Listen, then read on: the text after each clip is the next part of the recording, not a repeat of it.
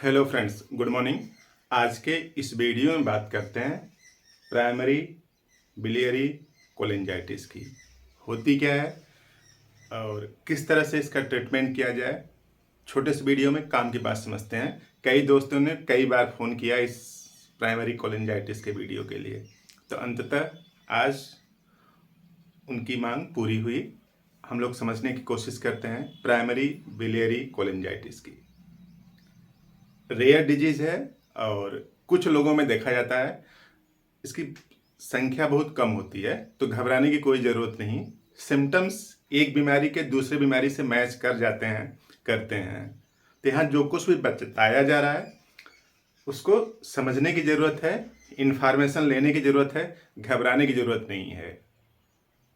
क्योंकि एक ही बीमारी में के जो सिम्टम्स होते हैं किसी दूसरे बीमारी के सिम्टम्स से मैच करते हैं और लोग घबरा जाते हैं कि ऐसा तो मुझे भी हो रहा है, कहीं यही तो नहीं है। तो ऐसा नहीं सोचना है, इन्फॉर्मेशन लीजिए।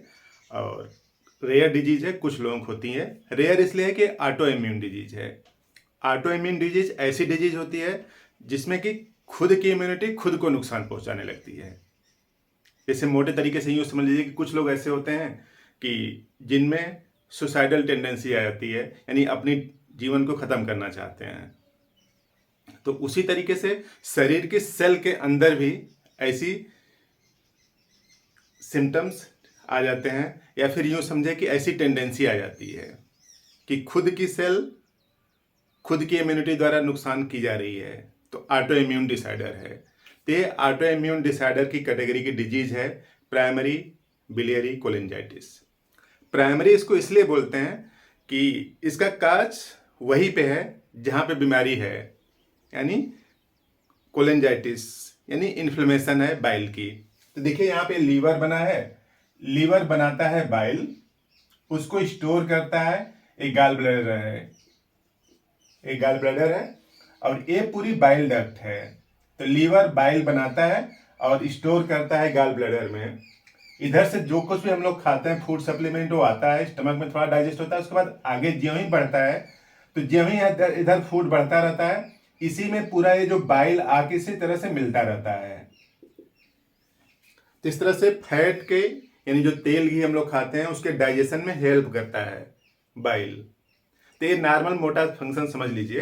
एक बार फिर समझते हैं। जो लीवर है राइट साइड में पसली के नीचे पाया जा रहा है। दाहिना हाथ जो है उसकी जस्ट पसली है, पसली के अंदर पाया जा रहा है। तो लीवर है, लीवर से एक नली निकलती है जिसको बाइल डक्ट बोलते हैं। बाइल डक्ट यहाँ से बाइल लेके गॉल ब्लैडर में स्टोर करती है।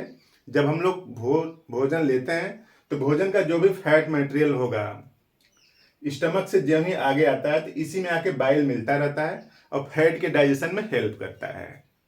अनफॉर्चुनेटली कुछ लोगों के बाइल डक्ट में इन्फ्लेमेशन हो जाता है और वो ऑटो इम्यून डिसऑर्डर है, यानी खुद की इम्यूनिटी खुद को नुकसान पहुंचाने की वजह से हो रहा है। यानी इसमें अपना कोई रोल ज़्यादा नहीं है, शरीर की इम्यूनिटी गलत तरीके से काम कर रही है।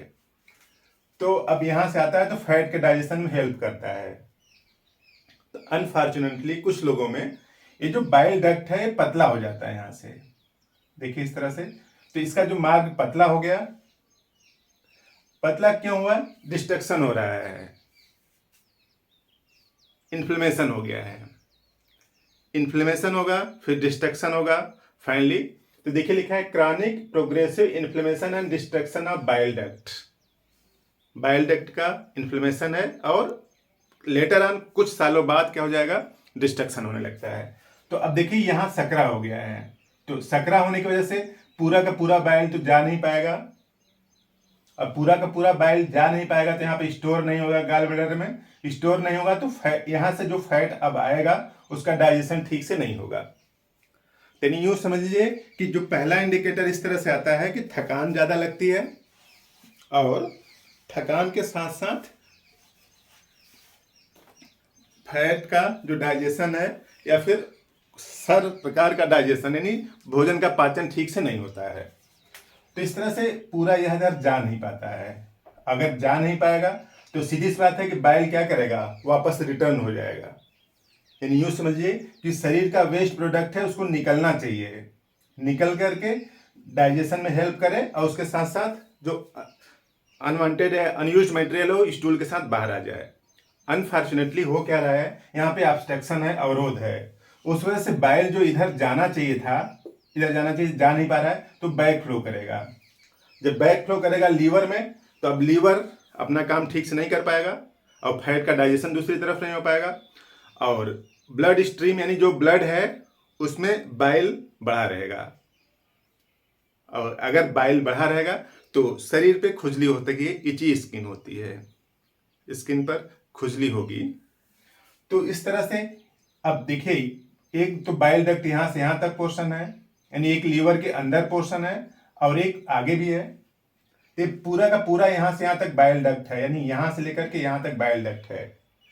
और अगर यहीं पे इन्फ्लेमेशन है, यहीं पे डिस्ट्रक्शन है, तो उसको बोलते हैं प्राइमरी बिलियरी कोलिंजाइटिस, यानी लीवर के अंदर की जो बाइल डक्ट है उसमें इन्फ्लेमेशन है, तो प्राइमरी बिलियरी कोलिंजाइटिस। अब अगर पूरे का हो गया, यहां से यहां तक का पूरे का इन्फ्लेमेशन है, पूरे का डिस्ट्रक्शन है, यानी यहां से यहां तक जो पूरी बाइल डक्ट है पूरे का इन्फ्लेमेशन है, पूरे का डिस्ट्रक्शन भी है, तब उसको बोलते हैं प्राइमरी स्क्लेरोटाइजिंग कोलिंजाइटिस। तो थोड़ा सा डिफरेंस है बस, कि एक थोड़े पोर्शन का हुआ तो प्राइमरी बिलियरी कोलिंजाइटिस, और पूरे पोर्शन का हुआ तब प्राइमरी स्क्लेरोटाइजिंग कोलिंजाइटिस। तो इस तरह से है, यानी ऑटो इम्यून डिसऑर्डर है, यहाँ पे सगरा हो गया, पूरा बाइल जा नहीं पाएगा। अगर जा नहीं पाएगा तो फैट के डाइजेशन में दिक्कत होगी, और फैट के डाइजेशन में दिक्कत होगी, बाइल वापस आएगा लीवर में, बाइल साल्ट की मात्रा बढ़ेगी, तो लीवर ब्लड स्ट्रीम में भेज देगा, और ब्लड स्ट्रीम में भेज देगा तो सीधी सी बात है कि खुजली होने लगती है, स्किन पर खुजली होती है और थकान सी लगी रहती है, क्योंकि लीवर ठीक से काम कर रहा है नहीं, डाइजेशन हो नहीं रहा है। तो इस तरह से फैट का डाइजेशन भी गड़बड़ हो जाएगा। कुछ लोग बोलते हैं कि हम लोग तेल घी खाते हैं तो दिक्कत बढ़ जाती है, या फिर तेल घी खा ही नहीं पाते हैं। और उसके साथ साथ पोर्टल हाइपरटेंशन एक वेन होती है जो कि ब्लड यहाँ से पूरा जो इकट्ठा करके मटेरियल इधर लाती है, एक पाइपलाइन और होता है, तो पोर्टल वेन बोलते हैं उसको। और उस पोर्टल वेन में वहां पे अवरोध है, उसकी वजह से लीवर में भी दिक्कत आएगी। रिपोर्ट अगर आप करवाते हैं तो स्प्लीनोमेगैली आएगा, लीवर बढ़ा हुआ है और स्प्लीन दोनों बढ़ी हुई है। लीवर बढ़ा हुआ है तो हिपैटोमेगैली, स्प्लीन बढ़ाएगी तो स्प्लीनोमेगैली। इस तरह से लीवर भी बढ़ा है, स्प्लीन भी बढ़ा है, डाइजेशन ठीक से हो नहीं रहा है, बाइल डक्ट इन्फ्लेमेशन है। तो इस पूरी व्यवस्था को मिला करके प्राइमरी बिलियरी कोलिंजाइटिस के कॉम्प्लिकेशन और सिम्टम्स हैं इस तरह से। तो कॉम्प्लिकेशन कुछ इस तरह से आता है कि अगर ये अवस्था नहीं सुधरी तो लिवर धीरे धीरे प्राइमरी स्टेज में फैटी लिवर होगा, फिर सेकेंडरी स्टेज का फैटी लिवर, फिर थर्ड स्टेज का फैटी लिवर, उसके बाद भी और बढ़ता रहेगा। तो लीवर की हार्डनेस बढ़ती जाएगी, और हार्डनेस बढ़ता जाएगा, लीवर की जो सेल्स हैं वो भी डैमेज होने लगती हैं धीरे धीरे, और लास्ट स्टेज में लीवर सिरोसिस हो सकता है, यानी यूं समझे कि लीवर फेल कर सकता है। तो वो तो लास्ट वाली सिचुएशन है, उसके पहले ही कई सिम्टम्स इस तरह से आते रहेंगे। तो प्राइमरी बिलियरी कोलिंजाइटिस कुछ इसी तरीके की समस्याओं से बॉडी को ग्रस्त कर लेती है। अब जिनको भी है तो उनको करना क्या है? होम्योपैथी में कई मेडिसिन हैं जो कि बाइल के सिक्रेशन को बढ़ाती हैं और यहाँ पे जो इन्फ्लेमेशन है उसको कम करती हैं। तो कई दवाइयाँ यूज में आ सकती हैं। देखिए, शरीर में कहीं भी इन्फ्लेमेशन है तब आप बेलाडोना का यूज कर सकते हैं, प्राइमरी इन्फ्लेमेशन को ठीक कर देती है। ऑटो इम्यून डिसऑर्डर को हम लोग रोक नहीं सकते हैं, बस डिले कर सकते हैं, यानी जो सिम्टम्स जल्दी से आ जाएं या आ जाते उसको हम लोग डिले कर सकते हैं, टाइम ड्यूरेशन बढ़ा सकते हैं, जीने की संभावना को दूर तक खींच सकते हैं। तो ऑटो इम्यून डिसऑर्डर है डिजीज प्राइमरी बिलियरी कोलिंजाइटिस, तो पहली मेडिसिन आप बेलाडोना यूज करें ताकि यहाँ का जो इन्फ्लेमेशन है वो खत्म हो, यहाँ का इन्फ्लेमेशन खत्म हो। उसके बाद कुछ ऐसी मेडिसिन का यूज किया जाए जैसे आयरिस वर्सिकुलर या फिर चिलिडोनियम। ये सब बाइल के सिक्रेशन को बढ़ाती हैं, लीवर की जो दिक्कत है उसको मिनिमाइज करती हैं, कम करती हैं, लीवर को ठीक भी करती हैं। तो आयरिस वर्सिकुलर और चिलिडोनियम का मदर टिंचर 15-15 बूंद 3 टाइम यूज करें।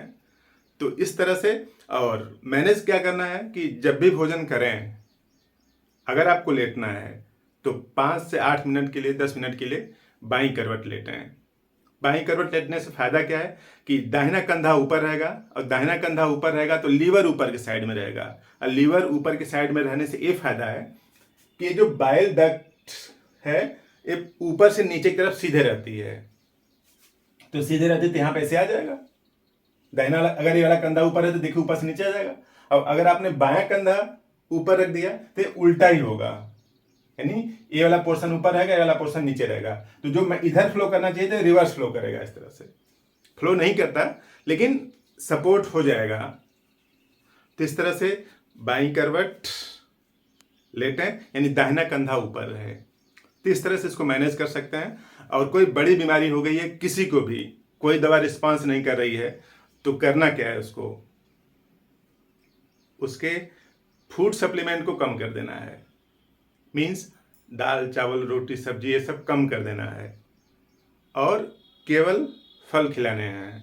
उससे फ़ायदा क्या होगा कि देखिए जो फल फ्रूट्स होते हैं, फ्रूट्स उसके जितने भी कंपोनेंट्स होते हैं वो सब सिंपलेस्ट फार्म में होते हैं, यानी उसको डाइजेस्ट करना नहीं पड़ता है। तो अगर बॉडी में कोई दिक्कत है तो बॉडी को फ्री करते हैं, डाइजेशन में उसको काम नहीं करना है। एक काम से हम लोग फ्री कर सकते हैं कि डाइजेशन नहीं करना है उसको। जब बॉडी डाइजेशन नहीं करेगी तो क्यों डाइजेशन नहीं कर रही है, क्योंकि आप फल फ्रूट्स ले रहे हैं, सिंपलेस्ट फार्म में है तो उसको डाइजेस्ट करना ही नहीं है, तो आसानी से केवल एब्जॉर्ब होकर सीधे ब्लड सर्कुलेशन में पहुंच जाएगा मटेरियल।